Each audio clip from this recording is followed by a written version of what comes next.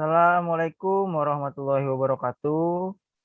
Selamat pagi semuanya. Pada pagi hari ini kita akan memulai pembelajaran secara online. Maka dari itu, sebelum kita melakukan pembelajaran online ini, alangkah baiknya kita berdoa terlebih dahulu. Berdoa menurut agama dan kepercayaan masing-masing. Berdoa dimulai.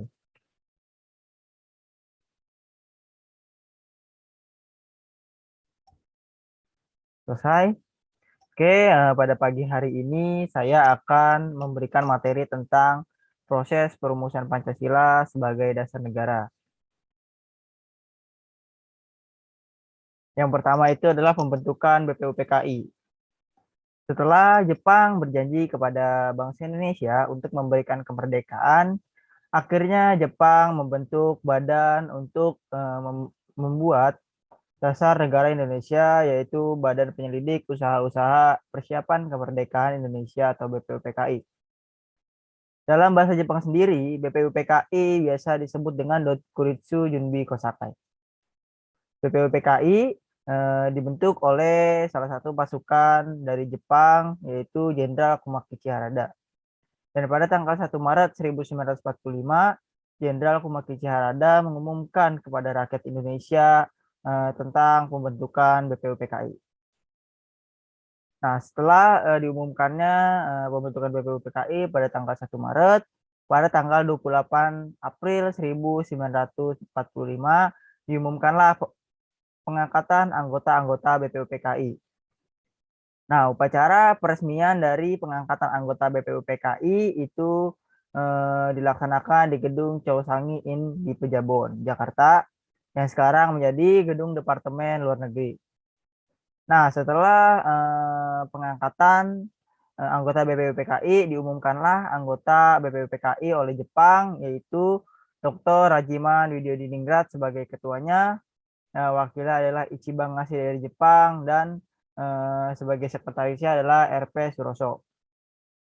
Nah, untuk jumlah keseluruhan anggota dari BPUPKI adalah 63 orang, yang hampir semua anggotanya mewakili seluruh wilayah yang ada di Indonesia, ditambah 7 orang tanpa hak suara. Nah, beginilah suasana dari sidang BPUPKI. Setelah pembentukan BPUPKI pada tanggal 29 Mei sampai dengan 1 Juni, BPUPKI mengadakan persidangan yang pertama. Pada persidangan yang pertama ini, BPUPKI membahas tentang rumusan negara untuk Indonesia Merdeka. Nah, dalam persidangan ini ada 3 tokoh nasional yang memberikan usulan untuk dasar negara Indonesia Merdeka. Yang pertama adalah MR Muhammad Yamin, MR Suparmo, dan Insinyur Soekarno. Nah, pada tanggal 29 Mei 1945, Muhammad Yamin memberikan pernyataannya tentang dasar negara Indonesia yang diberi judul Asas dan Dasar Negara Kebangsaan Republik Indonesia. Muhammad Yamin mengusulkan dasar negara Indonesia yang intinya adalah sebagai berikut. Yang pertama adalah peri kebangsaan, yang kedua peri kemanusiaan, yang ketiga peri ketuhanan, yang keempat peri kerakyatan, dan yang kelima kesejahteraan rakyat. Nah, setelah tanggal 29 Mei, MR Muhammad Yamin menyatakan pemikirannya. Pada tanggal 31 Mei, MR Supomo akhirnya mengemukakan juga pemikirannya di hadapan sidang BPUPKI. Pemikirannya berupa penjelasan tentang masalah-masalah yang berhubungan dengan dasar negara Indonesia Merdeka, yaitu yang pertama adalah persatuan, yang kedua adalah kekeluargaan, yang ketiga adalah keseimbangan lahir dan batin, yang keempat adalah musyawarah, dan yang kelima adalah keadilan sosial. Nah, setelah MR Supomo memberikan atau mengemukakan pemikirannya, akhirnya pada tanggal 1 Juni 1945, Insinyur Soekarno mendapatkan kesempatan untuk mengemukakan dasar negara Indonesia Merdeka. Nah, pemikiran dari Insinyur Soekarno untuk dasar negara Indonesia yang pertama adalah kebangsaan Indonesia, yang kedua internasionalisme atau peri kemanusiaan, yang ketiga mufakat atau demokrasi, yang keempat kesejahteraan sosial, dan yang kelima adalah ketuhanan yang Maha Esa. Nah, setelah tiga tokoh nasional memberikan usulannya tentang dasar negara Indonesia, persidangan BPUPKI yang kedua dilaksanakan pada tanggal 10 sampai 16 Juli. Nah, setelah masa persidangan BPUPKI yang pertama telah berakhir, rumusan dasar negara untuk Indonesia Merdeka belum terbentuk. Padahal pada waktu itu BPUPKI telah beristirahat selama 1 bulan penuh. Untuk itu, BPUPKI membentuk panitia perumus dasar negara Indonesia yang beranggotakan 9 orang yang biasa disebut dengan panitia 9. Tugas dari panitia 9 adalah menampung berbagai aspirasi tentang pembentukan dasar negara Republik Indonesia Merdeka. Nah, anggota dari panitia 9 sendiri,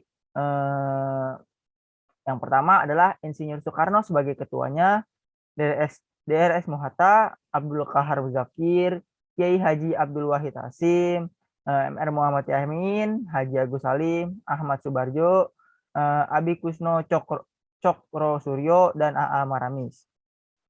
Nah, setelah terbentuknya Panitia 9, akhirnya pada tanggal 22 Juni 1945, Panitia 9 berhasil merumuskan dasar negara Indonesia yang diberi nama Piagam Jakarta atau Jakarta Charter oleh MR Muhyamin.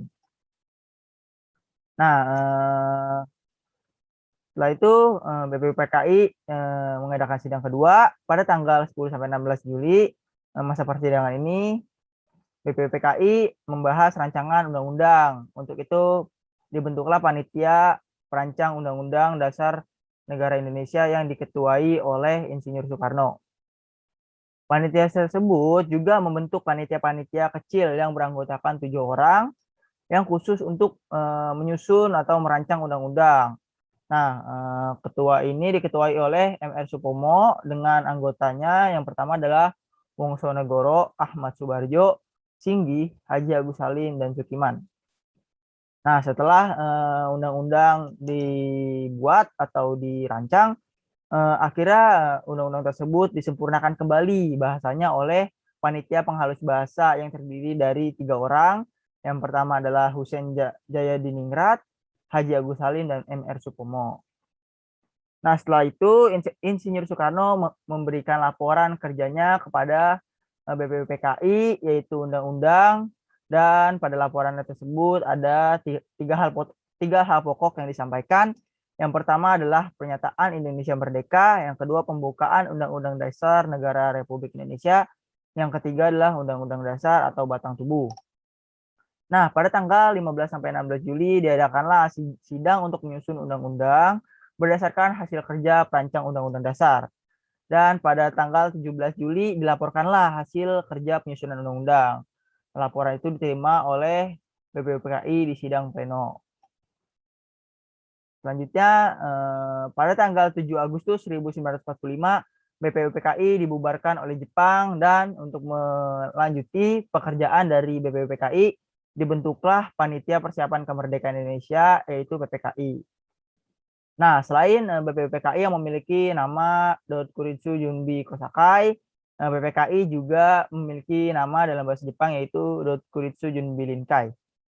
Nah, anggota dari PPKI beranggotakan 21 orang yang mewakili seluruh wilayah yang ada di Indonesia. Mereka terdiri dari 12 orang dari Jawa, 3 orang wakil dari Sumatera, 2 orang wakil dari Sulawesi, dan seorang wakil dari Sunda Kecil, Maluku, serta penduduk Cina. Nah, selanjutnya pada tanggal 18 Agustus 1945, PPKI akhirnya mengadakan sidang pertama. Nah, sidang PPKI itu membahas tentang konstitusi negara Indonesia, presiden dan wakil presiden, serta lembaga yang membantu tugas presiden Indonesia. PPKI membahas konstitusi negara Indonesia dengan menggunakan naskah Piagam Jakarta yang telah disahkan oleh BPUPKI. Nah, sebelum sidang dimulai, Bung Hatta dan beberapa tokoh Islam mengadakan pembahasan sendiri untuk mencari penyelesaian masalah kalimat ketuhanan dan kewajiban menjalankan syariat Islam bagi pemeluk-pemeluknya. Nah, karena dari tokoh-tokoh yang ada di timur yang beragama non-muslim tidak setuju dengan eh, eh, kalimat ketuhanan dengan kewajiban menjalankan syariat Islam bagi pemeluk-pemeluknya. Maka dari itu, tokoh-tokoh Islam yang ikut membahas masalah ini yaitu yang pertama adalah Ki Bagus Hadikusumo, yang kedua Kasman Singodemejo, yang ketiga Kiai Haji Abdul Wahid Hasim dan Tengku Hasan. Nah, mereka akhirnya setuju dengan penggantian dari kalimat ketuhanan dengan kewajiban menjalankan syariat-syariat Islam. Dan akhirnya digantilah kata ini dengan kata ketuhanan yang Maha Esa, yang tujuannya agar seluruh agama yang ada di Indonesia bisa bersatu dan tidak hanya agama Islam yang diakui atau yang ada di negara Indonesia. Maka dari itu tujuan dari pengubahan kata ketuhanan dengan kewajiban menjalankan syariat Islam bagi pemeluk-pemeluknya diganti oleh ketuhanan yang Maha Esa.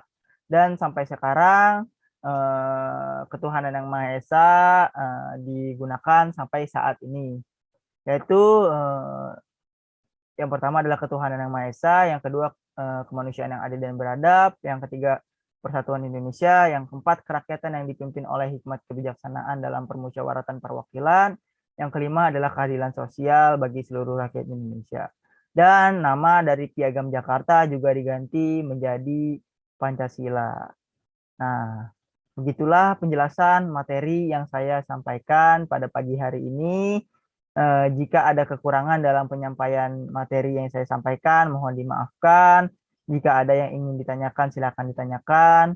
Sekian dari saya, kurang lebihnya mohon maaf. Wassalamualaikum warahmatullahi wabarakatuh.